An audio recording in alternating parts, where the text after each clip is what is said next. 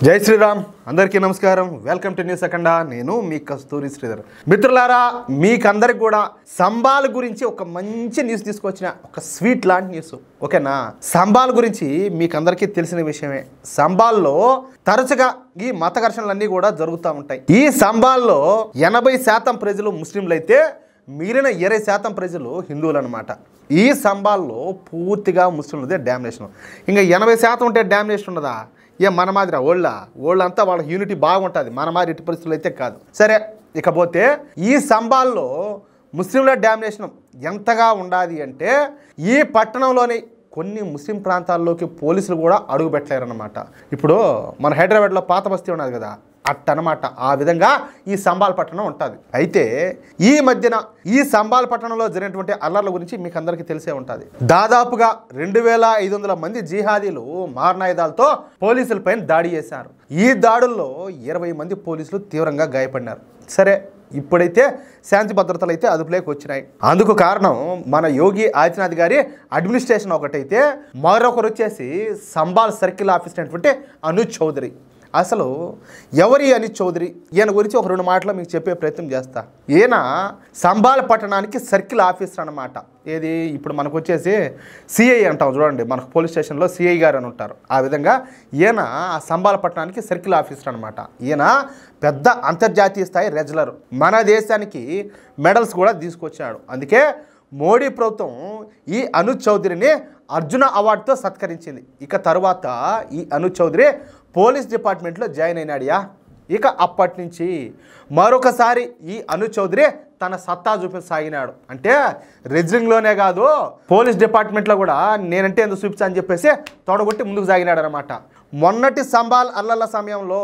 Sambhal circle ఆఫీసర్గా ఉన్నటువంటి అనుజ్ చౌదరి ఇక జిహాదీల పని పట్టడం ప్రారంభించాడు దొరికినోడిని దొరికినట్టు ఎరగదీసి మామూలుగా ఉన్నాడు మనిషి మంచి గట్టిగా ఉంటాడు అట్టా దొరికినట్టు ఎరగదీసి అరెస్టులు చేయడం ప్రారంభించాడు ఇప్పటి వరకు సంబాల్లోని పోలీసులు అడుగు పెట్టలేని ప్రాంతాల్లోకి వెళ్ళి మరీ ఈ జిహాదీలను ఎరగదీయడం మొదలుపెట్టాడు జిహాదీ నెట్వర్క్ మొత్తాన్ని కూడా ధ్వంసం చేసి పారేశాడు ఫలితంగా సంబాల్లో మళ్ళీ శాంతి భద్రతలు అయితే అదుపులోకి వచ్చాయి సరే ఇక ఈ నెల 14వ తారీఖున మన హిందువుల పండుగ అయినటువంటి హోలీ అయితే రాబోతుంది ఈ హోలీకి సంబంధించి ఇంతకుముందు కూడా నేను ఒక న్యూస్ చేసిన మీరు చూసారో లేదో సరే ఈ 14వ తేదీ వచ్చేసి శుక్రవారం రోజు అనమాట ఇక శుక్రవారం అంటే ముస్లింలు ప్రార్థనలు చేసుకునే రోజు అన్న సంగతి మనకు అందరికి కూడా తెలిసిందే అంటే మిగతా రోజులు కూడా చేస్తారు శుక్రవారం రోజు వీళ్ళకి ప్రత్యేకమైందన్నమాట అంటే ఒక పక్క హిందువులు హోలీ జరుపుకుంటా ఉంటే మరో పక్కన ముస్లింలు ప్రార్థన చేసుకుంటూ ఉంటారన్నమాట అంటే సంబాల్లో మళ్ళీ మత ఘర్షణ జరిగే అవకాశం అయితే ఉండాలి దీంతో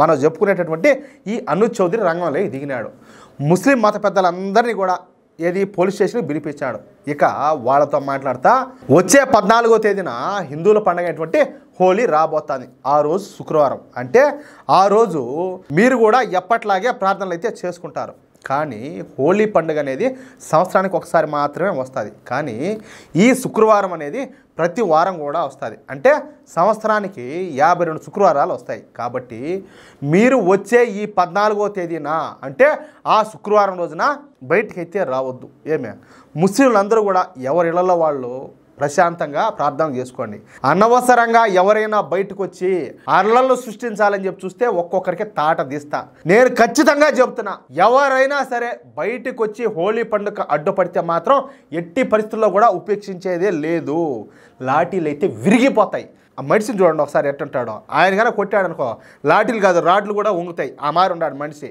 కావాలంటే ఆ రోజు సాయంత్రం మీరు సంతోషంగా మసీదులకు వెళ్ళి ప్రార్థన చేసుకోండి ఎటువంటి అభ్యంతరం కూడా లే అంతే తప్ప ఈ ఉదయం పూట మాత్రం దయచేసి ఎవరు కూడా బయటికి రావద్దంటూ ఈ ముస్లిం పెద్దలకు ఒక స్వీట్ వార్నింగ్ అయితే ఇచ్చాడనమాట స్వీట్ వార్నింగ్ కాదు చెప్పాలంటే ఇది మాస్ వార్నింగే ఏమంటారా మన దేశంలో ముస్లింలకు శుక్రవారం బయటకు రావద్దని చెప్పేసి ఈ విధంగా వార్నింగ్ ఇచ్చినటువంటి మొదటి పోలీస్ ఆఫీసరు మన అనుజ్ చౌదరి మొదటి వాడు కావడం ఇక్కడ విశేషం అనమాట ఇక ఈ విషయం మీద సమాజ్వాదీ పార్టీ నేతలు కాంగ్రెస్ పార్టీ నేతలు కొంతమంది సూడో సెక్యులర్ మేధావులు వీళ్ళంతా కలిసి పెద్ద ఎత్తున విమర్శలు గుప్పించారు సరే నేను ఒక మాట అడుగుతా అడగాల అడగకపోతే ఎట్టా అడగకపోతే అదేందో అన్నట్టు బాగుండదు పద్ధతి కాదు ఏదున్నా కూడా ఓపెన్గా మాట్లాడేసేయాలి ఇప్పుడు రంజాన్ వస్తుంది ఏదైనా ఎవరైనా ఏమైనా డిస్టర్బ్ చేస్తారా ఏం లే హ్యాపీగా వాళ్ళ పాటి కొలిపోయి చేసుకుంటారు, సంతోషంగా జరుపుకుంటారు.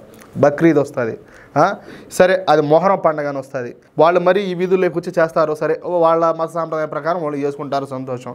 ఎవరైనా హిందువులు వచ్చి ఏదో మా గుడి ముందు బావద్దు, లేకపోతే అట్లా బావద్దు, ఇట్లా బావద్దు, అట్ట చేయదు, ఇట్లా చేయదని చెప్పి ఎవరైనా అడుగుతారా?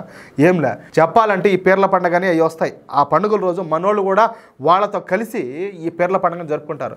పల్లెల్లో మీకు తెలిసినా లేదో, ఏది ఈ మామూలుగా ఈ మంట వేసి గుండం దొక్కడం అంటారనమాట. ఈ గుండం దొక్కడం, వాళ్ళతో కలిసి ఈ పీర్లు ఎగరేయడం ఇవన్నీ చేస్తారు. సరే వాళ్ళు తెలిసి చేస్తారా, తెలియ చేస్తున్నారా, లేకపోతే ఇష్టంతో చేస్తున్నారా, పరమత సహనం కోసం చేస్తారా, ఏ ఉద్దేశంతో చేస్తారా అనేది అది కాసేపు పక్కన పెడదాం. కానీ హిందువులు వాళ్ళతో కలిసి సెలబ్రేట్ చేసుకునేటప్పుడు, హిందూ ముస్లిం బాయ్ బాయ్ అనేటప్పుడు మరి హిందువులు పండుగలు చేసుకోవాలంటే ఎందుకు ఈ అబ్జెక్షన్సా? ఇప్పుడు వినాయక చవితి వచ్చిందంటే వినాయక చవితి మంటపాలు పెడితే దాని మీద వచ్చి రాళ్ళు ఎచ్చిరి.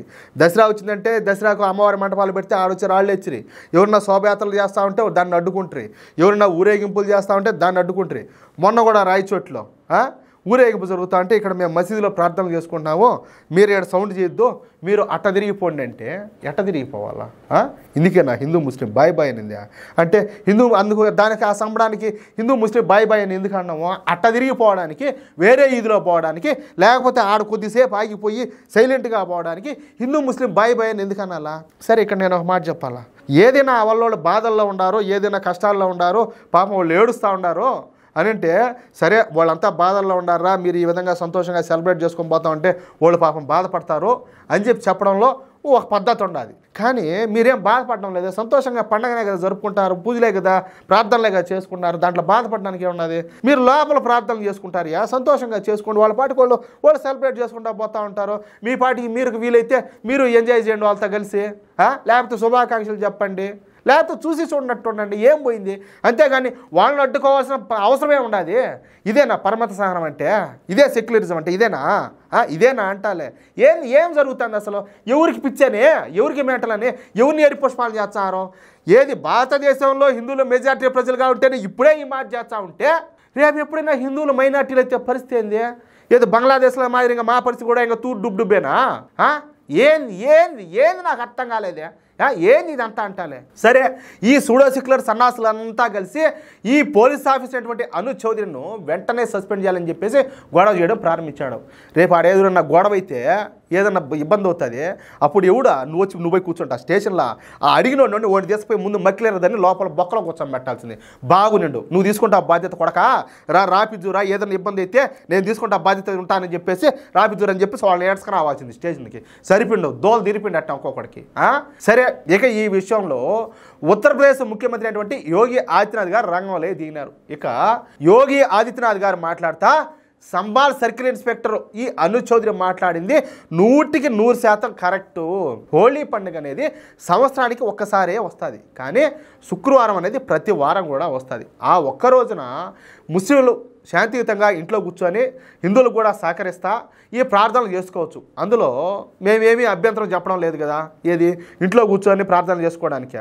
కాబట్టి అనుజ్ చౌదరి చేసిన పని కరెక్టే అని చెప్పేసి యోగి ఆదిత్యనాథ్ గారు, ఎవరు స్వయంగా యోగి ఆదిత్యనాథ్ గారు అనుజ్ చౌదరికి పూర్తి స్థాయిలో మద్దతు ప్రకటించారు. పీక్కోవాల్సిందే. ఇంకా దీంతో అనుజ్ చౌదరికి నేరుగా యోగి ఆదిత్యనాథ్ గారే కితాబు ఇవ్వడంతో ఇక సూడో సెక్యులర్ పార్టీలు అన్నీ కూడా గాప్చుప్ సైలెంట్ అయిపోయినాయి. మొత్తానికి అనుజ్ చౌదరి మాత్రం ఒక రియల్ హీరో అనిపించాడు. ఏమి ప్రజల కోసం పనిచేస్తారు, నిజాయితీగా పనిచేసేటప్పుడు దేనికి భయపడాలా, ఎవడి కోసం భయపడాలా, ఎవడిని ఆయనకు భయపడాలంటాలే? పోలీసు వాళ్ళు ఉండేది ఎందుకు? శాంతి భద్రతలు కాపాడేదానికే కదా. ఆయన పని ఆయన చేశాడు, దాంట్లో తప్పే ఉన్నది. ఆయన సస్పెండ్ చేయాలంటే ఆయన చేసిన తప్పేంది? ఏంది ఆయన చేసిన తప్పు అంటాలే?